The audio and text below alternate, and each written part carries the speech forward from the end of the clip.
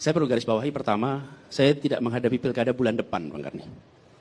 Kami ini bekerja 5 tahun, dan janji-janji yang kami buat, insya Allah kami laksanakan, dan janji itu dibuat untuk waktu 5 tahun. Insya Allah semua yang dijanjikan, insya Allah akan kita laksanakan. Dan memang durasinya selama 5 tahun. Kita sedang dalam proses ke situ. Dan insya Allah kami pegang janjinya. Termasuk, Bang Karni, debat pertama. Pertanyaan dari moderator itu, apakah Anda akan ikut Pilpres tahun 2019. Ini saya belum menjadi gubernur, saya baru menjadi calon gubernur. Sudah ditanya apakah mau ikut Pilpres 2019. Saya bilang, ini pertanyaan itu diluncurkan saya belum jadi gubernur, Bang. Jadi ini bukan hal yang baru ditanyain begini, Bang. Tiap waktu ditanyain begini, tiap musim. Dan saya katakan, saya akan melaksanakan tugas saya di Jakarta selama 5 tahun. Tahun lalu, saya ditarik-tarik untuk ikut Pilpres. Dan saya katakan, tidak, saya akan konsisten laksanakan janji saya. Dan saya katakan, saya tidak ikut. Dan saya jalankan. Jadi ketika hari ini juga ada yang nyebut-nyebut angka-angka, mau angka berapapun, saya katakan saya fokus Jakarta dan saya sudah buktikan. Ketika ada tawaran-tawaran untuk ikut kompetisi nasional, saya katakan saya akan tunaikan yang menjadi janjinya. Itu satu. Yang kedua, janji itu tertulis. Janji itu bukan imajinasi. Janji itu ada. Jadi kami memiliki 23 janji. Karena itu Bang Karni, 23 janji itu mohon dibaca. Jangan membuat imajinasi lalu mengatakan ini janjinya Anies Sandi.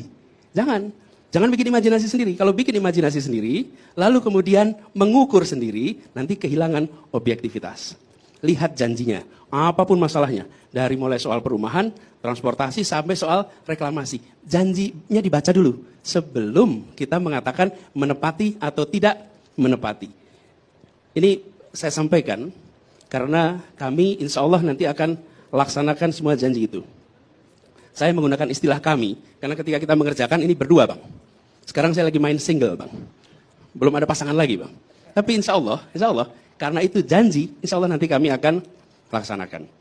Saya tidak akan membahas satu persatu soal policy. Tapi lihatlah di dalam visi kita. Visinya eksplisit. Kita ingin membangun kota yang maju, yang lestari, yang warganya berbudaya, yang warganya terlibat membangun keberadaban. Itu jelas. Yang membangun keadilan, kesejahteraan.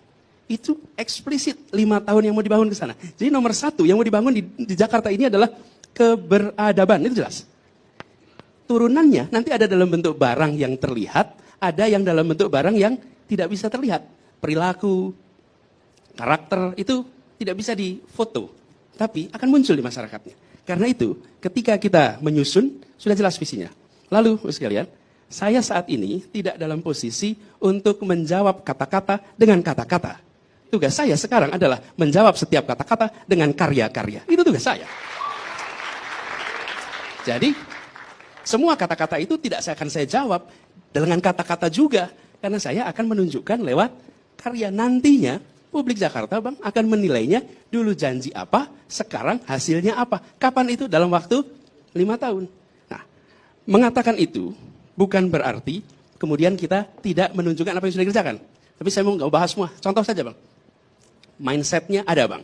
Dalam mengerjakan Jakarta ini, saya selalu menggunakan pendekatan ada 3 fase. Saya tidak mau hanya kerja. Tapi nomor 1, ada gagasan. Semua yang kita kerjakan punya dasar gagasannya. Yang kedua, ada narasi. Baru setelah ada gagasan, ada narasi, baru ada karya.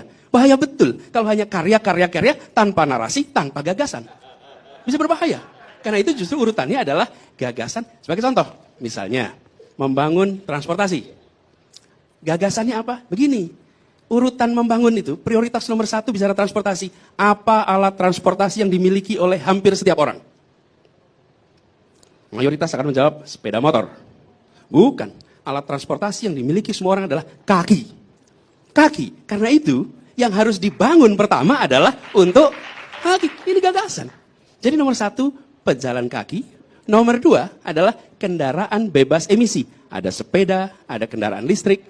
Yang ketiga adalah kendaraan umum. Yang keempat baru kendaraan pribadi. Jadi begitu ada gagasannya, tumbuhkan dalam bentuk narasi, actionnya. Yang dibangun urutnya begitu. Kalau kita tidak konsisten dengan gagasan, nanti yang dibangun nomor 4 terus tuh. Fasilitas untuk kendaraan pribadi. Kenapa? Karena bekerjanya tanpa menggunakan gagasan. Ini contoh. Jadi ketika kita membangun trotoar, mengapa bangun trotoar? Karena konsisten dengan ide itu. Dan kemudian arahnya adalah kendaraan umum. Saya memberikan contoh nih Bang. Saya tidak mau bahas semua topik. Saya contoh transportasi saja. Sebagai ilustrasi ada gagasan. Nomor 1, kata kuncinya integrasi. Transportasi umum di Jakarta bertahap kita integrasikan. Istilahnya namanya Jaklingko. Penamaannya pun nama yang membawa pesan.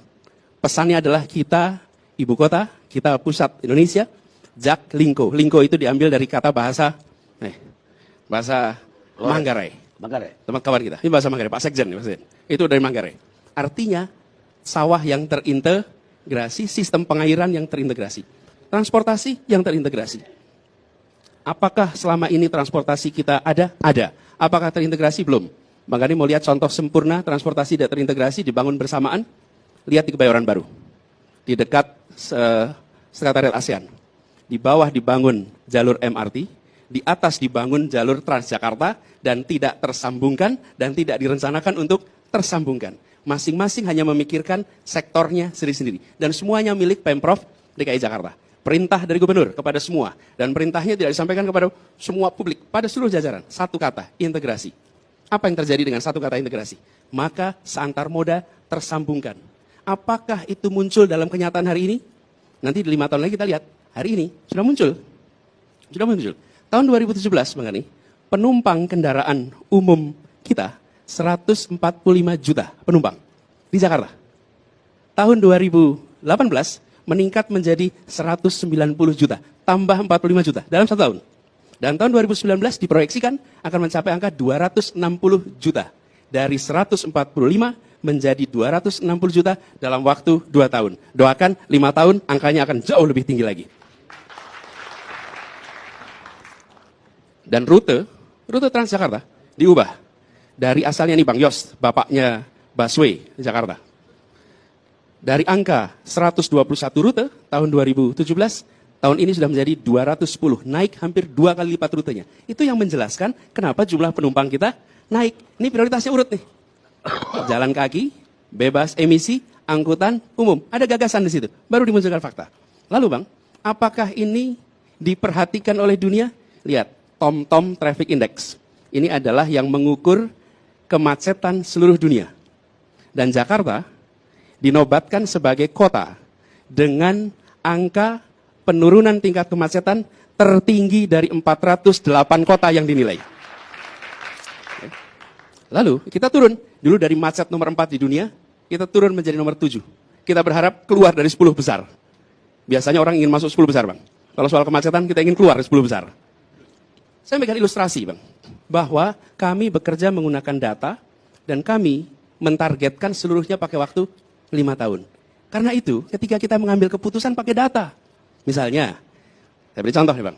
Jalan Sudirman Tamrin, semula akan dilarang untuk kendaraan roda 2. Kalau kendaraan roda 2 dilarang di Jalan Sudirman Tamrin itu bukan berarti roda 2 dikendalikan di Jakarta. Itu hanya satu ruas jalan. Sudirman adalah penggerak perekonomian Indonesia. Pusat kegiatan perekonomian. Kami cek datanya Bang. Apa yang terjadi? Di bulan November 2017, pada saat kita mengambil keputusan, pengantaran menggunakan ojek. Per hari jumlahnya 480.000 pengantaran. Mereka mengantarkan termasuk pesan makan siang, makan pagi, pesan kue. Dari mana? Dari rumah-rumah yang ada di seluruh Jakarta. Kalau jalan itu ditutup, maka mesin penggerak perekonomian Indonesia tidak tersambungkan dengan industri rumahan. Kami ingin lakukan, kami buka. Supaya apa? Supaya mesin penggerak perekonomian memiliki dampak bagi seluruh rakyat di Jakarta. Jadi, kebijakan itu bukan pakai dasar, sekedar kesan, tidak. Ada datanya.